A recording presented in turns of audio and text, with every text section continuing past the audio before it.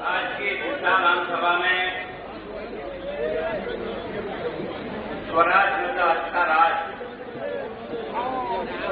जनता स्थापित करे, इस मन की भावना को लेकर आप और हम सबके बीच में यहाँ उपस्थित है राजस्थान की पूर्व मुख्यमंत्री आदरणीय वसुंधरा जी, और मुझे आज प्रसन्नता है कि पदम सिंह जी बाबू जी आज यहाँ इस कार्यक्रम में विराजमान हैं, जिनके साथ में पहली बार एमएलए बन करके गया था। मैं उनका बहुत बहुत स्वागत और अभिनंदन करता हूँ। ये एकमात्र ऐसे एमएलए थे उस समय जो साइकिल पर विधानसभा में अगर किसी को आते हुए दिखा और भाई कीर्तन जी, भाई अशोक जी, श्याम जी, धनराज जी और आसपास के पधारे हुए सब मेरे पिता बड़े बुजुर्गों, माताओं, बहनों, नौजवान दोस्तों, क्योंकि मैं राजस्थान की विधानसभा में एक लंबे समय से काम करता रहा हूं और मैं आज आपके सामने आपके इस न्यायालय में, आपकी अदालत में अपना केस रखता हूं। अगर आपको मेरी बात समझ में आए तो आप निश्चित रूप से इस बात का फैसला करना कि वास्तव में अशोक गहलोत के राज में राजस्थान और विशेष करके ये मेवाड़ की जो 28 विधानसभा है, इनके साथ इसने क्या न्याय किया और क्या नहीं किया। मैं पहले दिन से 4 तारीख से लगातार चिल्ला रहा हूं, मेरे एक भी सवाल का जवाब तो नहीं दे पा। राजस्थान की विधानसभा में हमने पहला बजट 18,000 करोड़ का पास किया। मेवाड़ की 28 विधानसभा को मात्र 31 करोड़ रुपया मिला। आप चाहो तो अपने कागज पे लिखते जाए और फिर आने वाले सरकार के नुमाइंदों से पूछना कि तुमने मेवाड़ के साथ ये बदसलूकी क्यों की, और अगर बदसलूकी की तो मेवाड़ दूसरे पाई का हिसाब लेना भी जानता है, क्योंकि सरकार बनाता तो मेवाड़ ही बनाता और मिटाता तो भी मेवाड़ ही मिटाता। पहले बजट 18,000 करोड़ में से 31 करोड़, दूसरा 24,000 करोड़ में से 113 करोड़, तीसरा 27,000 करोड़ में से 158 करोड़, चौथा बजट 33,000 करोड़ का जो रिवाइज बजट हो गया 36,000, उसमें से हमको मिला 431 करोड़, और अभी जो पांचवा जो हम पास करके आए हैं विधानसभा में वो 40,500 करोड़ का है। उसमें मेवाड़ को मिला है, मेवाड़ को 1243 करोड़। इस सब की टोटल मैंने मिलाई। इस सरकार ने अपने इस मेवाड़ को 1,57,000 करोड़ का जो टोटल बजट बना, उसमें से हमारे हिस्से में जो आया वो मात्र 1943 करोड़ रुपया आया। 1% भी नहीं, 1% का भी हमारा हिस्सेदारी नहीं हुई। राज्य में हिस्सेदारी हमारी कितनी है? 22 एमएलए अगर किसी को जिता के दिया कांग्रेस को, तो वो मेवाड़ ने जिता के दिया 28 में से 22, और सारे एमएलए जीत करके कांग्रेस के गए कितने थे जब हमने चुनाव जब हारे थे और कांग्रेस आई थी तो 94। 94 में बहुमत नहीं बना, 94 में से 22 अगर निकाल दो तो 82 रह जाते हैं।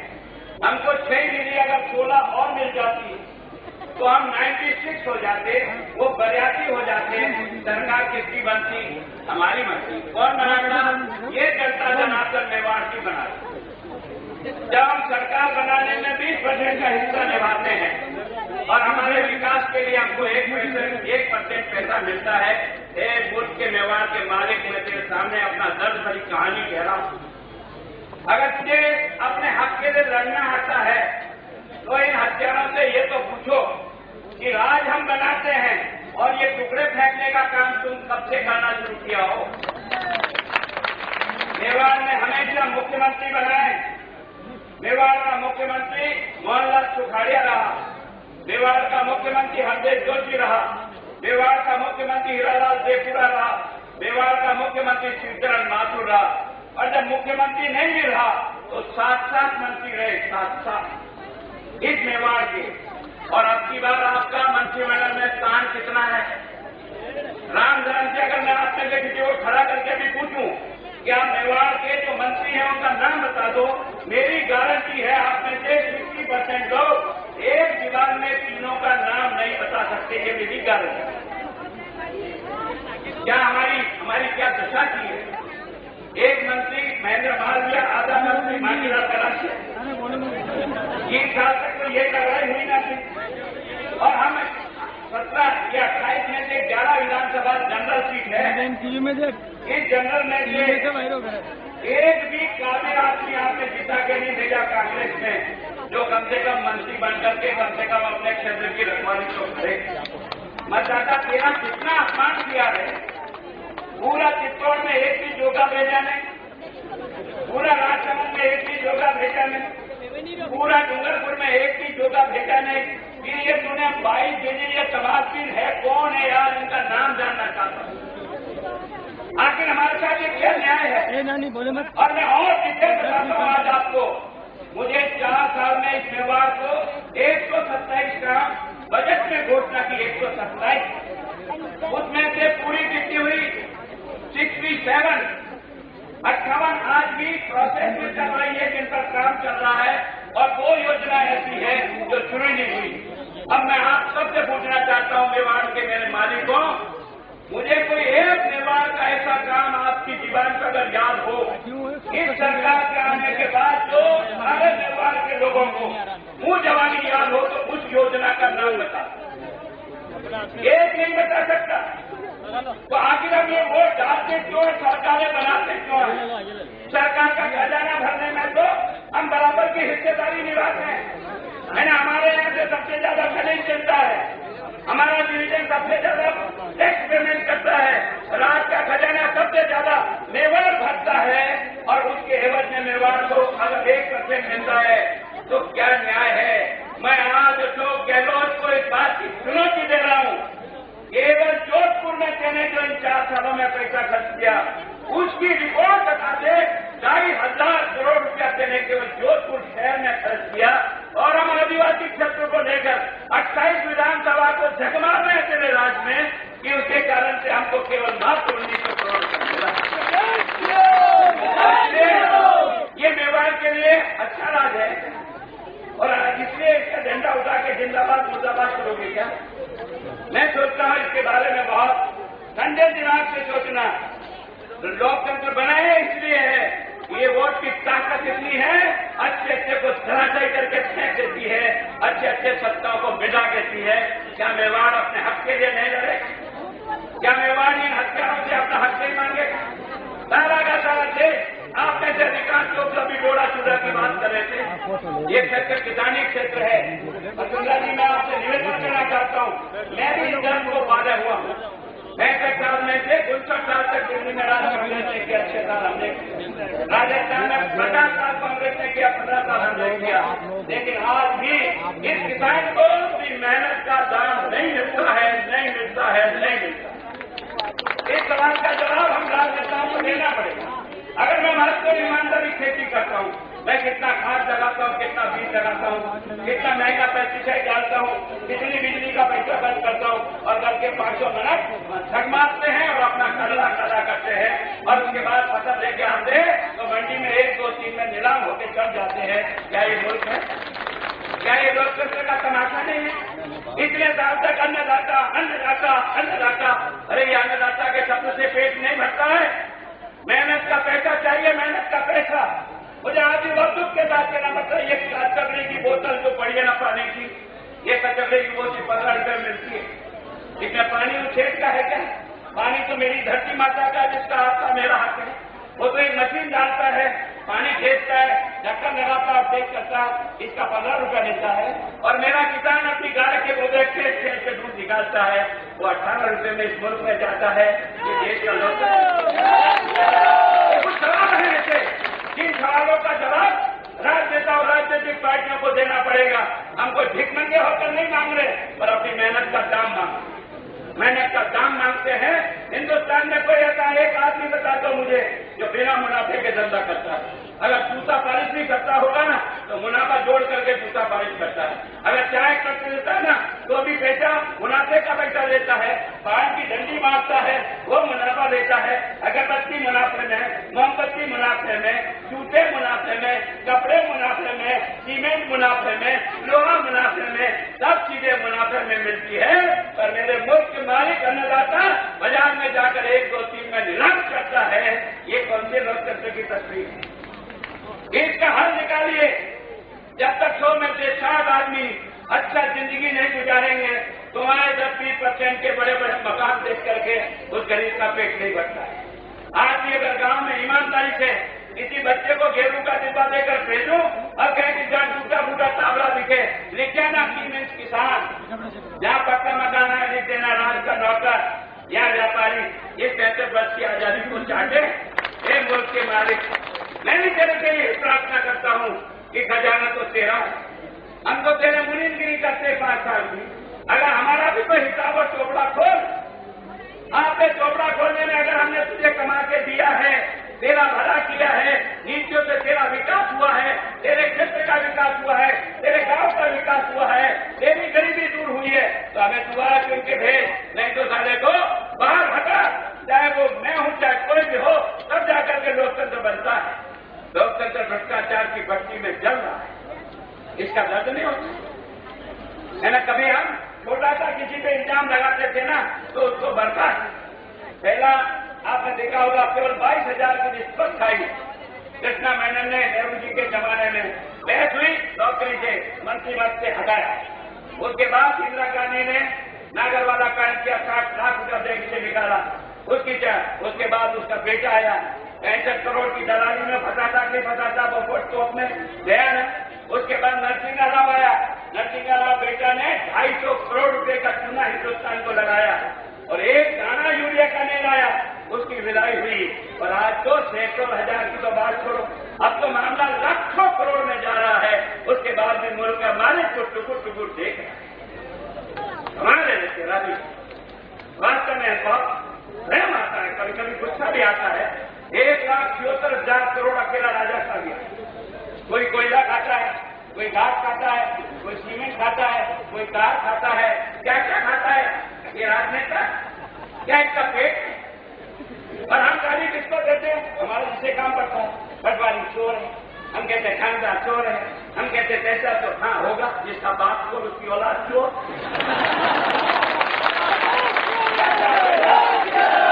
जो मारते पटवारी कोई 200 रुपये और 500 रुपये में, क्यों उनके बच्चों को भूखे मारते वाते मारो है चोर की मां, जो ऊपर बैठ करके जिस ढंग से देश को खोखला कर दिया आज की तारीख में, जी चारों तरफ रही मच रही है। मुल्क के मालिक तेरे सामने नहीं दूं तो अपना दो, किसको सुनाओ? आखिर इस दर्द भरी कहानी से मन बहुत बेचैन हो जाता है। 65 साल में से 59 साल दिल्ली में राज करे और राज करने के बाद भी 59 साल में सारा एक पाई नहीं दे सकता है। अटल बिहारी केवल 6 साल राज करता है, 6 साल, और हिंदुस्तान के गांव से जामर की सड़क का जोड़ने का पैसा दिल्ली के खजाने से